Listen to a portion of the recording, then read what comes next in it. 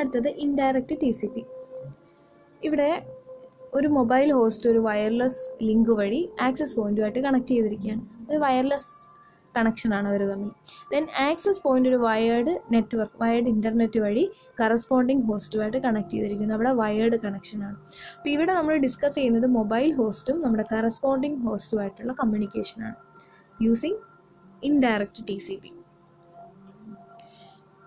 Indirect TCP എന്താ ചെയ്യുന്നതെന്നോ, it segments a TCP connection into fixed part and wireless part. രണ്ട് പാർട്ടായിട്ട് തിരിക്കും. ഒന്ന് ഫിക്സഡ് പാർട്ടും രണ്ടാമത്തേത് വയർലെസ് പാർട്ടും. നമ്മുടെ ആക്സസ് പോയിന്റ് തൊട്ട് കറസ്പോണ്ടിങ് ഹോസ്റ്റ് വരെയുള്ള ഫിക്സഡ് കണക്ഷനെ ഫിക്സഡ് പാർട്ട് എന്ന് വിളിക്കും. ദെൻ ആക്സസ് പോയിന്റ് തൊട്ട് മൊബൈൽ ഹോസ്റ്റ് വരെയുള്ള ആ വയർലെസ് പാർട്ടിനെയാണ് നമ്മൾ രണ്ടാമത് കൺസിഡർ ചെയ്യുന്നത്, സെക്കൻഡ് പാർട്ട്. ഇനി ഫിക്സഡ് പാർട്ടിൽ സ്റ്റാൻഡേർഡ് TCP ആയിരിക്കും യൂസ് ചെയ്യുന്നത്. Standard TCP is used between the fixed computer and the access point. ഇനി ആക്സസ് പോയിന്റിനും മൊബൈൽ ഹോസ്റ്റിനും ഇടയ്ക്കുള്ള വയർലെസ് പാർട്ടിൽ നമ്മൾ സ്പെഷ്യൽ TCP ആയിരിക്കും, which is adapted to wireless links. ഒരു സ്പെഷ്യൽ TCP ആയിരിക്കും ഈ വയർലെസ് പാർട്ടിൽ യൂസ് ചെയ്യുന്നത്. Now access point or foreign agent terminates at standard TCP connection. അപ്പോൾ ആക്സസ് പോയിന്റും കറസ്പോണ്ടിങ് ഹോസ്റ്റുമായിട്ടായിരിക്കും ഫിക്സഡ് കണക്ഷൻ ഉള്ളത്. ആ ഫിക്സഡ് കണക്ഷനെ ക്ലോസ് ചെയ്യുന്നത് ആരായിരിക്കും? ടെർമിനേറ്റ് ചെയ്യുന്നത് ആക്സസ് പോയിന്റ് ആയിരിക്കും, മൊബൈൽ ഹോസ്റ്റ് അല്ല. ആക്ച്വലി കണക്ഷൻ മൊബൈൽ ഹോസ്റ്റും കറസ്പോണ്ടിങ് ഹോസ്റ്റുമായിട്ടാണ്. പക്ഷേ സ്റ്റാൻഡേർഡ് TCP ടെർമിനേറ്റ് ചെയ്യുന്നത് ആക്സസ് പോയിന്റ് ആയിരിക്കും.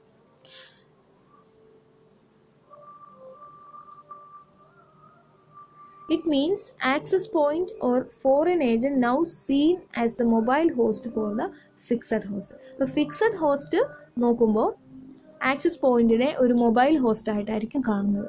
അതുപോലെ തന്നെ മൊബൈൽ ഹോസ്റ്റ് ആക്സസ് പോയിന്റിനെ ഒരു ഫിക്സഡ് ഹോസ്റ്റ് ആയിട്ടായിരിക്കും കാണുന്നത്.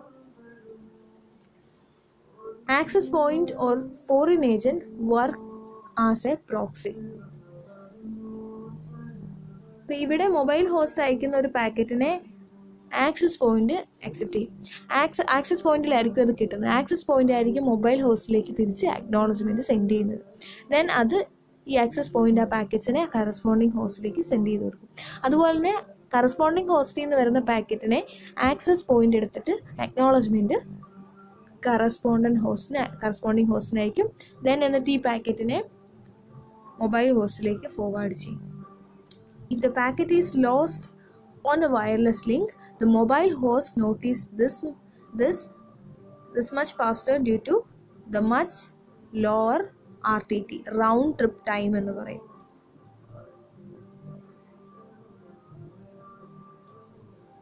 RTT എന്ന് പറഞ്ഞാൽ റൗണ്ട് ട്രിപ്പ് ടൈം. അതായത് ഒരു പാക്കറ്റ് സെൻഡ് ചെയ്ത് അവിടുന്ന് അക്നോളജ്മെന്റ് തിരിച്ചെത്താനെടുക്കുന്ന ഒരു ടൈം, ഒരു കാൽക്കുലേറ്റഡ് ടൈം ആയിരിക്കും. അതന്നെയാണ് നമ്മൾ ടൈമർ എന്ന് പറയുന്നത്, RTT time. In case of handover, the access point acts as a proxy, buffering packets for retransmission after the handover to the new AP. ഒരു ഹാൻഡ് ഓവർ നടത്തുകയാണെങ്കിൽ ഈ പുതിയതായിട്ട് വരുന്ന പാക്കറ്റ്സിനെയൊക്കെ ബഫർ ചെയ്ത് വെക്കുന്നത് നമ്മുടെ ആക്സസ് പോയിന്റ് ആയിരിക്കും. ദെൻ പുതിയ APയിലേക്ക് ഈ ആക്സസ് പോയിന്റ് അതിനെ സെൻഡ് ചെയ്ത് കൊടുക്കും. A good place for segmenting this connection between mobile host and the correspondent host is the foreign agent അല്ലെങ്കിൽ ആക്സസ് പോയിന്റ്. ആക്സസ് പോയിന്റ് നമ്മൾ മൊബൈൽ IPയിൽ പഠിച്ചതാണ്. The foreign agent controls the mobility of the mobile host anyway and can also hand over the connection to the next foreign agent when the mobile host changes its location.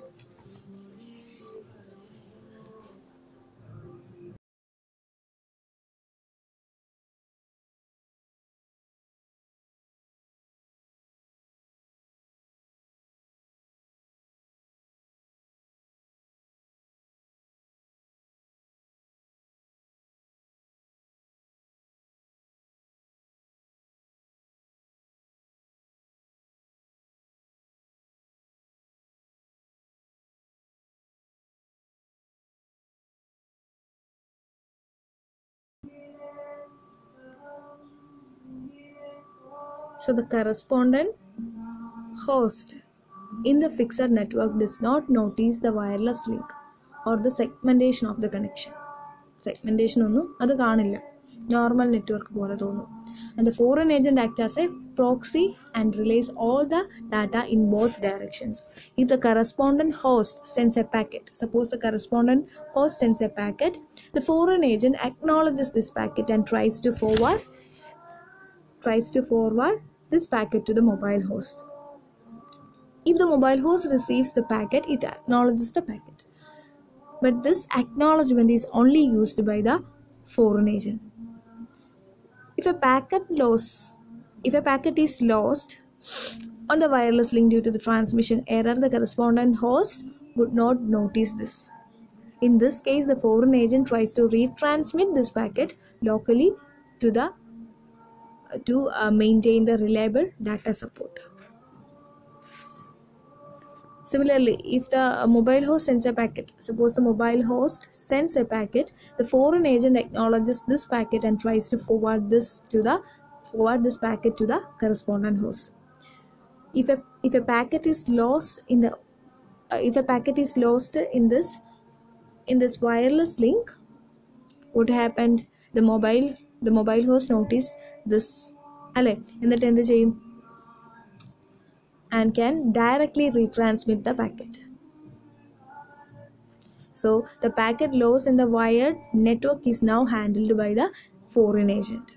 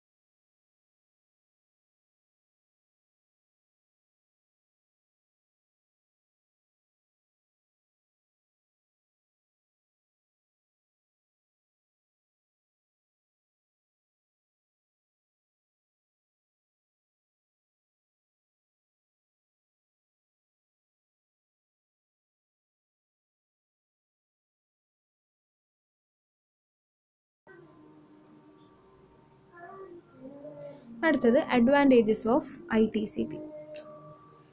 Advantages: it does not require any change in the TCP protocol. Standard TCPയിൽ മാറ്റങ്ങളൊന്നും വരുത്തുന്നില്ല.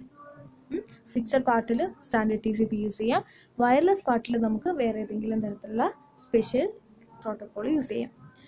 Due to strict partitioning into two connections, transmission error on the wireless link cannot propagate into the fixed network.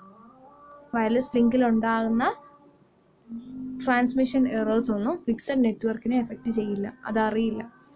Short delay between the mobile node and access point independent of other traffic streams. Partitioning of two connection allow us to use different TCP. വേറൊരു TCP പുറത്ത് നമുക്ക് use ചെയ്യാനായിട്ട് പറ്റും. ഇതൊക്കെയാണ് advantage എന്ന് പറയുന്നത്. ഇനി disadvantage നോക്കാം. First one, loss of end to end functionality of TCP. TCPയുടെ റെസ്പോൺസിബിലിറ്റി എന്താണ്? End to end delivery. ഇവിടെ actually end to end delivery നടക്കുന്നുണ്ടോ? ആ ഒരു semantics, end to end semantics keep ചെയ്യുന്നുണ്ടോ? ഇല്ല. കാരണം if sender receive the acknowledgement, it means access point receive the packet. അല്ലെ, സെൻഡറിന് ഒരു അക്നോളജ്മെൻറ്റ് കിട്ടിയാൽ അതിൻ്റെ മീനിങ് എന്താണ്? AP ആണ് ആ അക്നോളജ്മെൻറ്റ് അയച്ചത്, അല്ലാതെ ആ അക്നോളജ്മെൻറ്റ് സെൻഡറിൽ നിന്ന് റിസീവറിൽ നിന്ന് വരുന്ന അക്നോളജ്മെൻ്റ് അല്ല.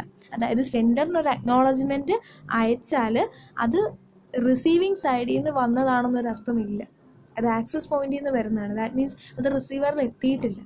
അപ്പോൾ ഇവിടെ end to end semantics lost ആവുന്നുണ്ട്. Then foreign agent must be a trusted entity. ഇതിനിടയിൽ വർക്ക് ചെയ്യുന്ന ഫോറിൻ ഏജൻറ്റ് ഒരു ട്രസ്റ്റഡ് എൻറ്റിറ്റി ആയിരിക്കണം. ഇതൊക്കെയാണ് ഡിസഡ്വാൻറ്റേജസ്.